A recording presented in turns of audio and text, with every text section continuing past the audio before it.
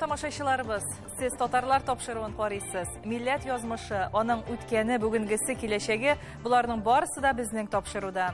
Бүген безнең программада. Сибгат Хәкимне 110 еллыгы уңайыннан туган ягында искә алдылар. Тыкрыкка кергәндә һәр тал кул бирде, дәште танып. Барысы да синдә дәвалый, барысы да синдә табиб. Күзәй авылы тарихы, Башкортстаннан Гөлия Садыкова. Туган җирне ташлап булмайды. Бары кемдә булса эшләргә тиеш. Кемерово татарлары турында сөйләүбезне дәвам итәбез. Сначала земля, потом проект, потом мечеть, потом татарская автономия общества. Яңа ел төнендә ТНВ тамашачыларын ниләр көтә? Шунысы миңа ошады, мин үземне үзем уйнаячакмын дип аңладым инде. Йолдызмы, йолдыз түгелме, но үземне уйныйсың диделәр. Аны күп кенә шагыйрьләр үзенең остазы дип таный. Бу көннәрдә татар халкы сөекле улы яраткан шагыйре Сибгат Хәкимнең 110 еллыгын билгеләп үтә. Шул уңайдан аның туган ягы Әтнә районында шагыйрьгә багышланган чаралар узды. Татарстанның халык шагыйре, публицист, җәмәгать эшлеклесе Сибгат Хәким туып үскән Күлле Киме авылында музее ачылды. Район үзәгендә иҗат кичәсен үткәрделәр. Шагыйрьнең иҗатында төп темаларның берсе булган шигырьләрендә тирән һәм киң чагылыш тапкан туган якларында Эльвира Хөснетдинова да булып кайтты. Чит илләрдә бик күп йөрдем. Үземнең илне сагынып кайтам һәр вакытта. Менә үзеңнең ягың, үзеңнең туган илең итүрендә үскән шул каеннар, миләшләр барсыннан да кадерлеләр. Күңелемә минем бигрәктә якын шул син.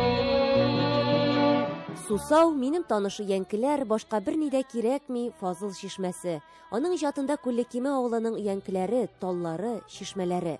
Ул шушында үскән. Аннан соң да бирегә гел кайтып йөргән. Кышкынада кайталар язучылар белән җәйкән инде үзе. Кайтадыр я, ул кайтып шул бирок мөмкин торып китәдер ул иртә белән торгашта физиография ясыйдыр иртә белән һәр көн сайын. Моннан чыгып китәдер ул басу бар буйлап, авыл буйлап шулай итеп, шул кайбер көнне кичкә генә әйләнеп кайта торган ел. Тыкрыкка кергәндә һәр тал кул бирде, дәште танып. Барысы да синдә дәвалый, барысы да синдә табиб. Шулай дип яза Сибгат Хәким үзенең туган авылы Күлле Кимедәге үзе уйнап үскән урам турында. Хәзер бу урам Сибгат Хәким исемен йөртә, һәм биредә аның йорты да бар. Әлеге өйне Сибгат Хәким үз куллары белән төзегән. Бу йорт Сибгат Хәким Бөек Ватан сугышыннан исән-сау әйләнеп кайтканнан соң салына. Шагыйрь үзе дә киләчәктә аның музей булачагына өметләнгән. Мин аны республика җитәкчелеге каршында күтәрдем. Әлбәттә, музей йорты булса Сибгат Хәкимнең истәвенә, шушы мәктәп музееннан кала. Бу инде тагын да Сибгат Хәкимнең иҗатын күтәрү булыр иде. Чөнки ул аңа лаек. Күптән түгел генә Татарстан китапханасында Томанлы тәрәзләр дигән аның китабы чыкты. Һәм менә шуны әз генә күз итеп чыксаң да искә төшереп, Сибгат Хәкимнең нинди зур колоритлы шагыйрь икәнен аңлыйсың. Сибгат Хәким тыйнак, сабыр, тыныч холыклы була, ләкин көчле рухлы, аның сүзләренә кулак салганнар. Шагыйрь турында хатирәләрне барлау өчен мөмкинлек тә туды. Күлле Киме мәктәбендә аның яңартылган музее ачылды. Моңарчы ул белем йортының бер бүлмәсендә генә урнашкан була. 40 ел элек аның ачылышында Сибгат Хәким үзе дә катнашкан, экспонатлар белән ярдәм иткән. Быел музейга капиталь ремонт ясыйлар һәм иркен залларга күчерәләр. Сибгат абыйның үзенең өенә бик экспонатлар, Аккош күлендәге дачасыннан да экспонатлар кайтты. Монда искиткеч күп экспонат, 3000 ярымнан артык экспонат булган безнең музеебездә бүгенге көндә. Әллә суы, әллә һавасы шундый, бер авылда күпме шәхес туып үскән. Музейның икенче залында шагыйрь Алена Шагыйрьҗан һәм Татарстан Республикасы президенты аппараты җитәкчесе Әсгать Сәфәровка урын бирелгән.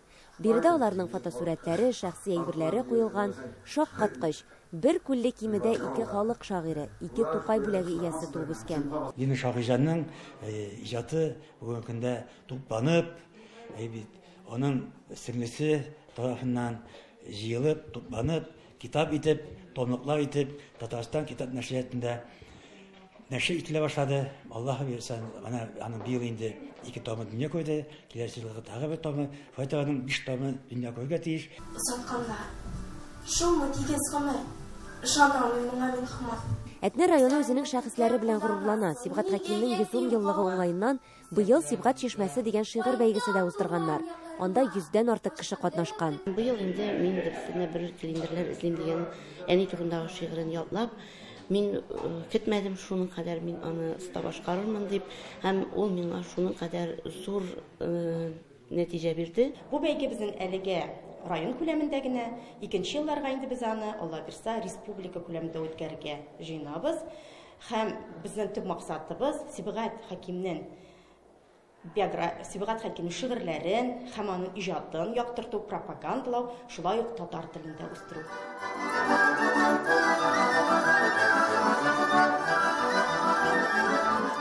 Казан аты Әтнә төбәге, ул инде элек-электән шундый татарның бөтен мәгърифәтен, мәдәниятенең алтын бишеге булып торган. Һәм без дә менә бүгенге буын иҗат кешеләре дә нәкъ менә шушы дымны үзебезнең иҗатыбызда кулланып, менә шушы җирлекнең шифасын, дәвасын тыеп иҗат итәбез.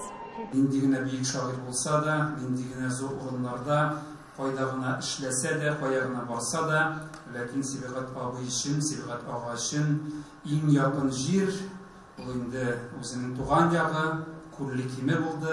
Бу көнне Әтнә районының үзәге Улы Әтнә авылында Сибгат Хәкимгә багышланган әдәби музыкаль чара да узды. Аның шигырьләре күп телләргә тәрҗемә ителгән. Үзе исән чагында Казан һәм Мәскәү нәшриятларында татар телендә һәм рус теленә тәрҗемәдә 6 дистәгә якын китабы басылып чыга. Вафаты елында аның әдәби мирасыннан үзе сайлап әзерләп калдырган 2 томлык әсәрләр җыелмасы нәшр ителә. Сибгат Хәким шигырьләре тиз арада көйгә салынган. Аларны халык җырлары дип тә уйлаганнар.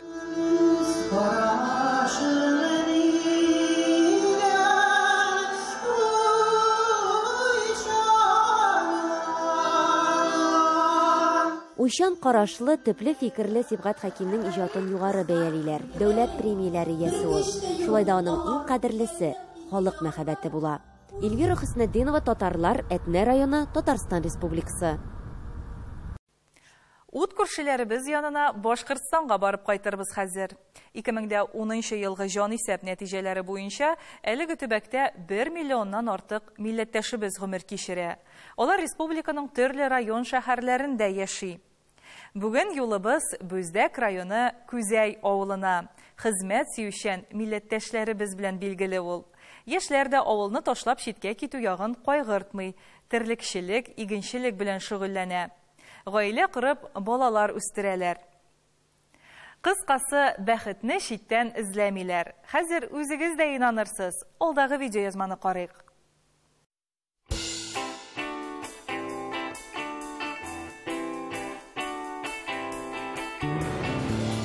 Күзәй авылына без көн төнгә авышкан мәлдә килеп кердек. Төзек, бизәкле йортлар, киң күңелле милләттәшләребез каршы алды безне. Һәрберсе туган авыллары өчен җан атып тора. Алар мәдәниятебез, телебез сагында да үткәнне дә яхшы беләләр. Иң элек Күзәй авылының тарихы белән кызыксындык. Безнең Күзәй авылы моннан 300 ел элек 1600 елларда төзелгән дип исбат ителә. Беренчеләрдән булып Волга буеннан Кузьма дигән карт килеп урнаша. Беренче елдан соң инде монда башкортлар киләләр. Алар инде Кушимовлар фамилиялары, Валиевлар, Тимирбаевлар, аларның бабалары Акырбаевлар булалар инде. Беренче ел үткәннән соң Чанышев татарлар, алар инде тарихта мурзалар дип йөртәләр. Алар киләләр инде Чанышевлар. Алар инде соңрак дворянство титулында алалар. Беренче килеп урнашкан кеше Кузьманың исемен үзгәртеп авылга Күзәй дигән атама бирелә. Ратмир әфәнденең сөйләүләре буенча салада элек-электән тырыш халык яшәгән. 1924 елда ук товариществолар оештырыла. Аннан күмәк хуҗалык, зур хастаханә ачыла, 2 катлы мәктәп салалар. Элемтә бүлекләре, МТС булдырыла. Ул чорларда Күзәй 2нче район үзәге саналган. Кызганыч, бүген инде хастаханә юк. Аның урынына фельдшер-акушерлык пункты, колхозда таркалган.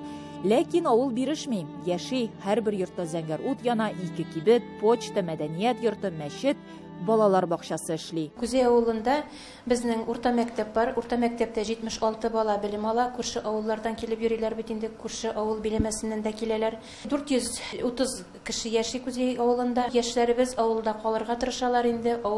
Авыл тормышына тартыла башладылар. Рәхмәт аларга. Бүген Күзей авыл советы җирлегенә 7 сала керә. 5 крестьян фермер хуҗалыгы теркәлгән. Шуларның 4-се Күзейдә. Фермерлар белән бер-беребезгә терәк булып яшибез. Алар иң төп ярдәмчеләребез ди җирлек башлыгы. Авылның эшчән егетләре белән без дә очраштык. Миңа 24 яшь, бу авылда үстем. Космонавт сурагатында. Булай мин армияда служиттем по контракту. Шунда инде уйга килде дә, кайтып дальше фермерством заниматься итәргә. 20 аты 13 сыйыры бар аның. 60 гектар җирдә иген үстерәләр. Малга ризыкны гаиләләре белән әтисе, әнисе, энекәше белән әзерлиләр. Авылда калам дигән яшьләргә бүген мөмкинлекләр дә, шартлар да бар. Агростартап җиңеп, сыйырлар алдым ди Илһам. Начинающий фермерга акча бирелә инде. 10% үзеңнеке булырга тиеш. Калганын хөкүмәт бирә. Шунага аласың инде сия нәрсә кирәк. Булай субсидияләр белән дә каралганмы? Субсидиялар бар, анда атларга да бар, кымыз ясауга да бар бит инде. Сыйырлар ит һәм сөт өчен булса, атларны кымыз ясарга дип тоталар. Кымызны Сәлимовлар үзләре әзерли, көненә 30 литр тирәсе чыга икән. Бәясенә килсәк, литры 150-дән 200 сумга кадәр. Сатуда җайга салынган, якын тирәдәге районнарга тараталар. Ул сезонный гына шул яз көне бәяләр калмагач, колларына бер ай тулгач, шуннан сава башлыйбыз инде. Шул в основном җәйге көннәрне. Альбина ханым Илһамның әнисе атларны бик яратам ди. Академия тамамлаган, һөнәре буенча ветеринар, башта колхозда хезмәт куйган, 2005 елдан үзләренә эшлиләр. Балалар кичкенәдән безнең белән маллар арасында булды. Шуңа аларның авылга ашкынып торуларына гаҗәпләнергә кирәкми ди Альбина Сәлимова, улы Илһамны хуплап. Ә яшь фермерның хыялларына килсә, киләчәктә ат башын тагын да арттыру һәм чабышкылар үстерү. Синең яшьтәгеләр бит күбесенчә шәһәрдә яшәргә омтыла. Шәһәр ошамыйм. Шәһәргә ял итәргә генә барсам. Булай шәһәргә тартмый да, ошамый да, укыргадан да бармам мин. Монда гына укыдым. Сельхозда гына монда укыдым бит күрше районда. Тормышка төпле карашы түгел максатлары булган яшьләр Күзәйдә. Хәзер авылның икенче башына күчәбез. Тагын бер яшь егет Тахир белән дә аралаштык. Аңа 33 яшь, 2019 елдан башлап крестьян фермер хуҗалыгын җитәкли, игенчелек белән шөгыльләнә. 10 елдан 17 елга чаклым Башкир агроинвестта эшләдем. Зур хозяйствода инженер булып. Аңа чаклым укыдык инде. Уфимский автотранспортный колледж, механический факультеттан аграрный университет. Шәчүлек җирләре 150 гектардан артык шикәр чөгендере үстерәләр. Аны якындагы шикәр заводына азатып кремне шикәрләтә алалар икән. Чөгендердән кала арпа чәчәләр, Саша дигән сортны сайлаганнар. Ул безнең табигать шартларына туры килә ди Тахир Рәхмәтуллин. 14 меңнән сата башлаган идек быел елны. Әле кыйбатрак инде 16-17. Бу центнер әйме? Тоннасы булай. Алучылар күпме менә Башкортстанда гына сатасызмы арпаны? Авылда гына. Авылда гына шулай. Күбәйме алар? Авылда, Мал асраучылар күп инде алайса. Мал асраучылар бар. Хуҗалыкны гаиләләре белән алып баралар. Абыйсы белән бергә. Урып җыю вакытында авыл кешеләрен дә җәлеп итәбез ди. Быел яңа комбайн алганнар, белоруслары бар. Кыскасы, техникалары җитәрлек. Теләк һәм сәламәтлек кенә кирәк ди Рәхмәтуллиннар. Нәрсә өчен яратасың син шушы авылны? Туган җирне ташлап булмайды. Бары кемдә булса эшләргә тиеш. Колхозлар бетте. Мондый яшьләре булганда Күзәйнең киләчәге өметле. Гөлия Садыкова, Татарлар, Башкортстан Республикасы. Мөхтәрәм тамашачыларыбыз, сез Татарлар тапшыруын карыйсыз. Программабызның икенче өлешендә Кемерово татарлары турында сөйләүбезне дәвам итәбез. Сначала земля, потом проект, потом мечеть, потом татарская автономия общества. Яңа ел төнендә ТНВ тамашачыларын ниләр көтә? Шунысы миңа ошады, мин үземне үзем уйнаячакмын дип аңладым инде. Йолдызмы, йолдыз түгелме, но үзеңне уйныйсың диделәр. Кемерово татарлары турында сөйләүбезне дәвам итәбез. Кузбасста милләттәшләребез арасында эшмәкәрләр шактый. Алар табышны милли эшләр өчен дә кызганмый. Мәчет салуда, сабан туе оештыруда актив катнаша. Шундыйларның берсе Әхәт Сафьянов. Ул Кемерово шәһәрендә икмәк заводы тота.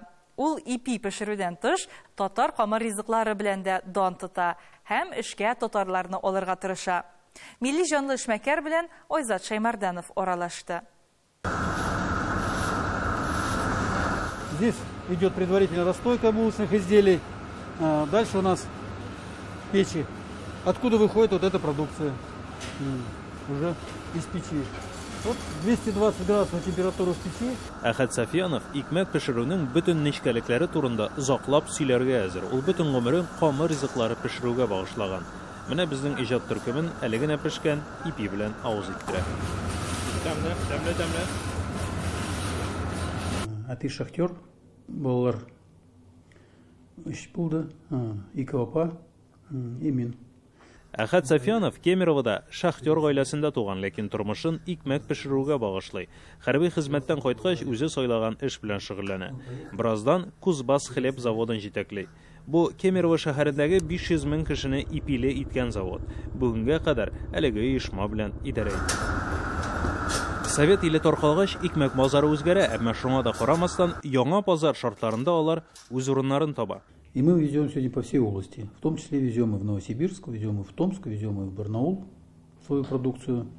Вопрос, во-первых, это сетевой ритейл, а во-вторых, это сегодня маркетинг, реклама, логистика. Сегодня у нас 500 километров, вполне допустимое и нормальное.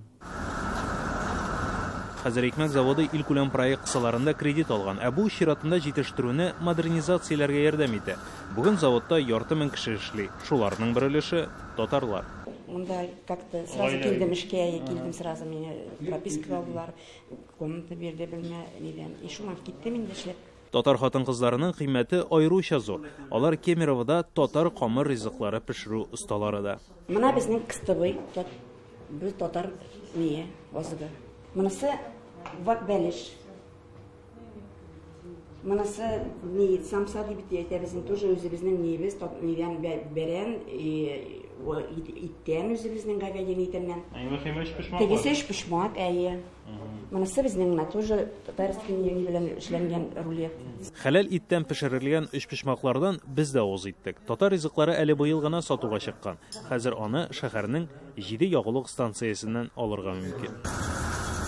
Татар эшмәкәрлеге һәр вакыт милләтнең бер нигезен тәшкил иткән, чөнки революцияга кадәр дә, хәзер дә алар татар проектларына ярдәм итеп килә. Әхәт Сафияновның төп казанышы ул Кемерованың күрке булган Мөнирә мәчетен салуда төп ярдәм күрсәтүчеләрнең берсе була.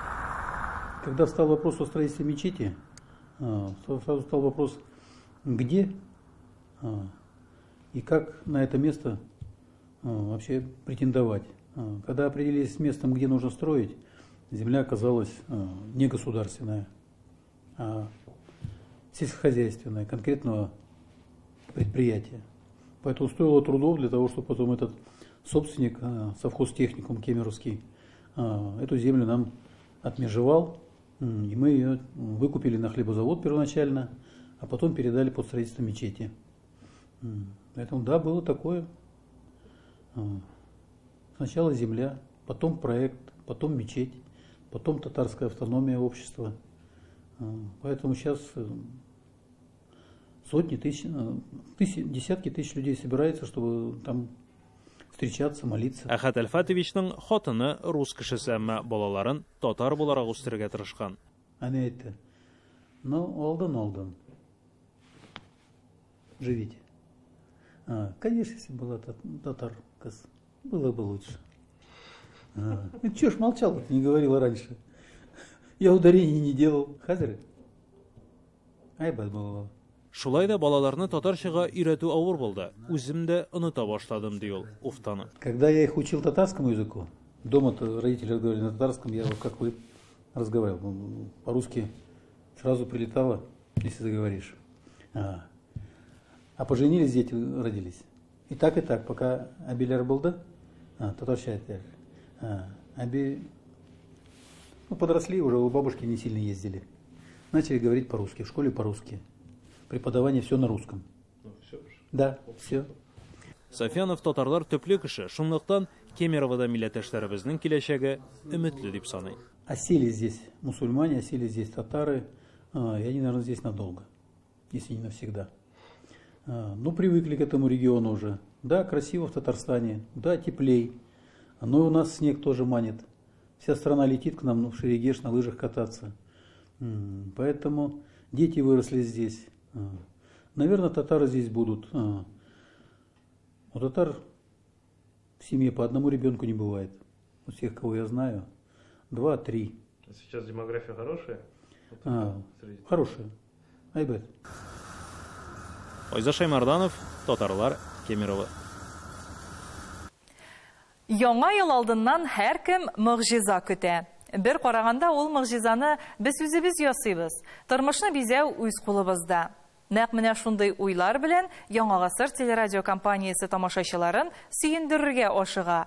Яңа елга санаулы көннәр генә калды. Көтеп алган бәйрәм кичендә кызыклы тамаша нәкъ менә Яңа гасыр каналында узачак.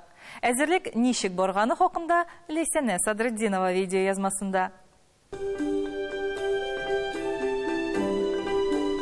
Узакламы яңа ел, әбез Казанның искиткеч бер гүзәл табигатьле урынында.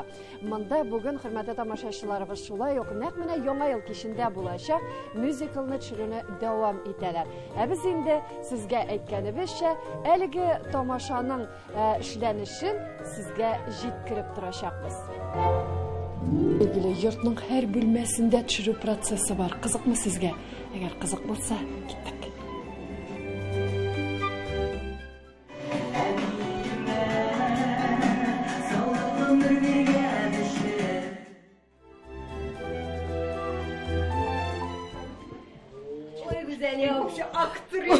Әйтегездә, рәхмәт, нишләп яшьләр килде күзегезгә? Әни искә төште.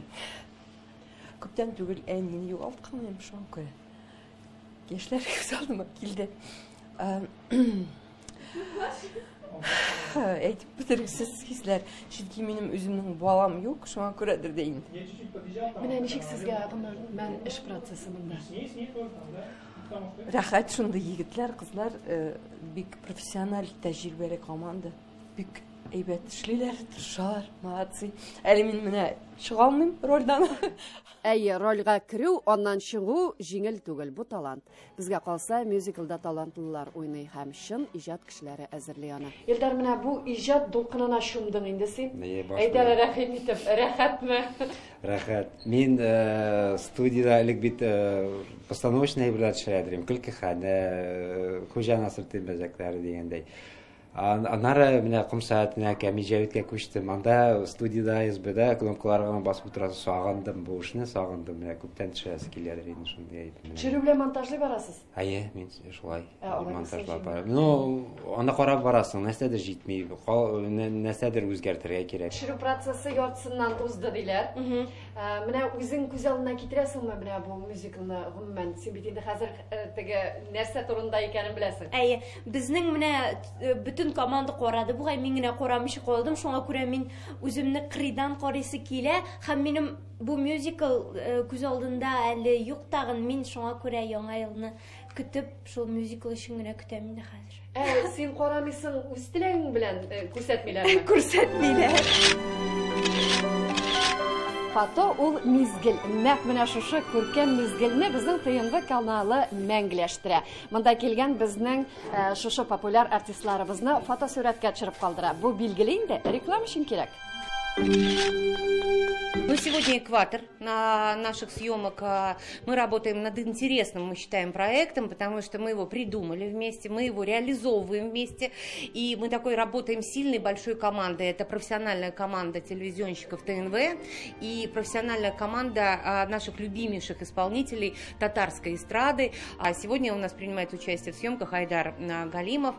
Мы, конечно, к чему идем? Мы идем к тому, чтобы уважаемые наши дорогие телезрители могли 31 декабря, в ночь с 31 на 1 января, действительно насладиться и музыкой потрясающей татарской, и талантом наших исполнителей, и, конечно, нашей классной идеей. Ну, мы считаем, что мы делаем хорошее, доброе, общее дело, новогоднее, музыкальную историю о любви.